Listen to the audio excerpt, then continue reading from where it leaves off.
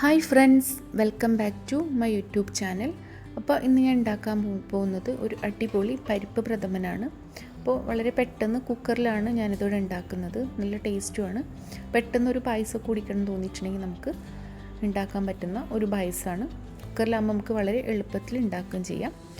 മറ്റേ പായസം ഉണ്ടാക്കുന്ന അത്രയും ബുദ്ധിമുട്ടില്ല. നമ്മൾ വേറെ പാത്രത്തിലൊക്കെ മാറ്റി ഉണ്ടാക്കുന്ന അത്രയും ബുദ്ധിമുട്ടില്ല. കുക്കറിൽ വളരെ പെട്ടെന്ന് നമുക്ക് ഉണ്ടാക്കാം. അപ്പോൾ ആദ്യത്തിനായിട്ട് നമുക്ക് പരിപ്പൊന്ന് വറുത്തെടുക്കാം.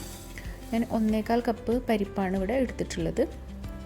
ചെറുപയറിൻ്റെ പരിപ്പാണ്. അപ്പോൾ നന്നായിട്ടൊന്ന് വറുത്തെടുക്കാം. ഒരു 5 മിനിറ്റൊക്കെ മതിയാവും. ആ കളറൊക്കെ ഒന്ന് മാറി വരുന്നത് വരെ, ചെറുതായിട്ട് കളറൊക്കെ ഒന്ന് മാറി വരുന്നത് വരെ വറുത്തെടുക്കാം. അതിൻ്റെ ഒരു പച്ചമണമൊക്കെ ഒന്ന് മാറാൻ വേണ്ടിയിട്ടാണ്. അപ്പോൾ നമുക്ക് വറുത്തെടുക്കാം. അപ്പോൾ ഇതിവിടെ ആയിട്ടുണ്ട്. ചെറുതായിട്ട് കളറൊക്കെ ഒന്ന് മാറി വന്നിട്ടുണ്ട്. ഇത് ചൂടൊന്ന് ചെറുതായിട്ട് ആറിയതിന് ശേഷം നമുക്ക് നന്നായി കഴുകിയിട്ട് ഇത് വേവിക്കാൻ വെക്കാം. കുക്കറിലാണ് നമ്മൾ വേവിക്കുന്നത്. നമ്മളെല്ലാതും കുക്കറിൽ തന്നെയാണ് ചെയ്യുന്നത്. അപ്പോൾ കുക്കറിലേക്ക് പരിപ്പിട്ട് കൊടുത്ത് ഇനി അതിലേക്ക് 3 കപ്പ് വെള്ളമാണ് ഞാൻ ചേർത്ത് കൊടുക്കുന്നത്. അത് മതിയാവും. നമുക്കിത് അടച്ചു വെച്ച് വേവിക്കാം. ഒരു 3 വിസിലൊക്കെ മതിയാവും ഇത് വെന്ത് കിട്ടാൻ. ഇതിനധികം വേവില്ലല്ലോ.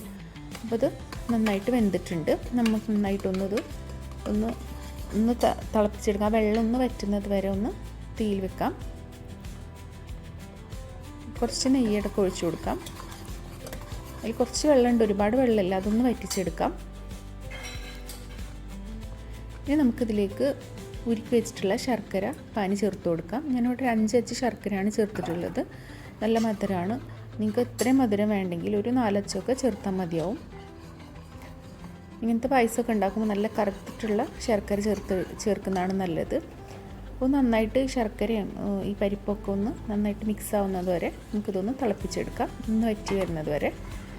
ഇപ്പോൾ ഒന്ന് വറ്റി വന്നിട്ടുണ്ട്. ഇനി ഇതിലേക്ക് നമുക്ക് 2 കപ്പ് തേങ്ങയുടെ 2ാം പാൽ ചേർത്ത് കൊടുക്കാം. തേങ്ങയുടെ 2ാം പാൽ 2 കപ്പാണ് ഞാൻ ചേർത്ത് കൊടുത്തുള്ളത്. നന്നായിട്ട് തിളപ്പിച്ചെടുക്കാം. ആ പാലും ശർക്കരയും പരിപ്പൊക്കെ കൂടി നന്നായിട്ടൊന്ന് മിക്സായിട്ട് നന്നായിട്ടൊന്ന് വറ്റി വരുന്നത് വരെ നമുക്ക് നന്നായിട്ടൊന്ന് തിളപ്പിച്ചെടുക്കാം.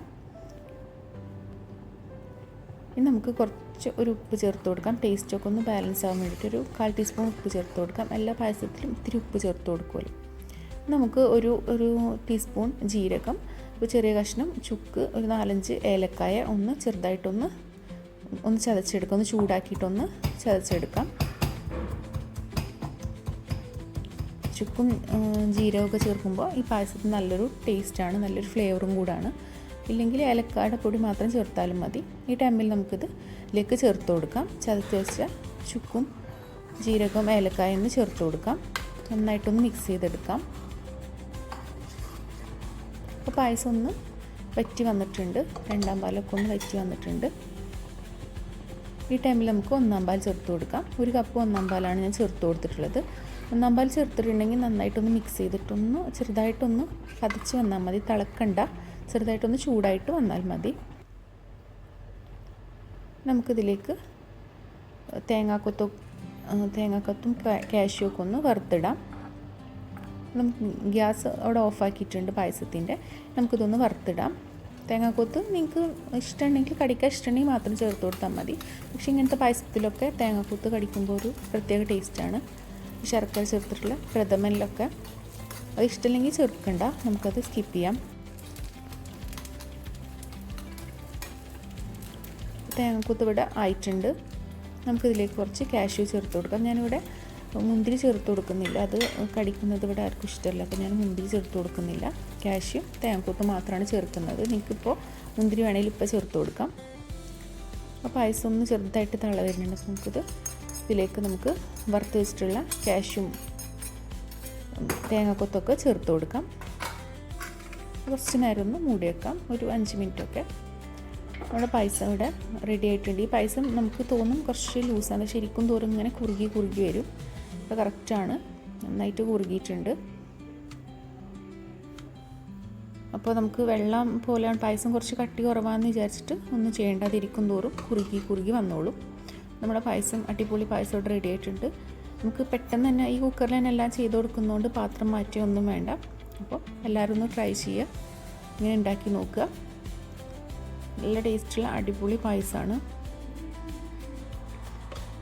ഇതും ഇങ്ങനെ ഉണ്ടാക്കുന്നതിനും ടേസ്റ്റിന് വ്യത്യാസമൊന്നുമില്ല, എളുപ്പമാണെന്ന് മാത്രം, ഒന്നുകൂടെ ഈസി ആയിട്ട് ഉണ്ടാക്കാമെന്ന് മാത്രം. പാത്രം മാറ്റുക, വേറെ പാത്രത്തിലൊന്നും എടുക്കണ്ടെന്ന് മാത്രം. ടേസ്റ്റൊക്കെ അടിപൊളി തന്നെയാണ്.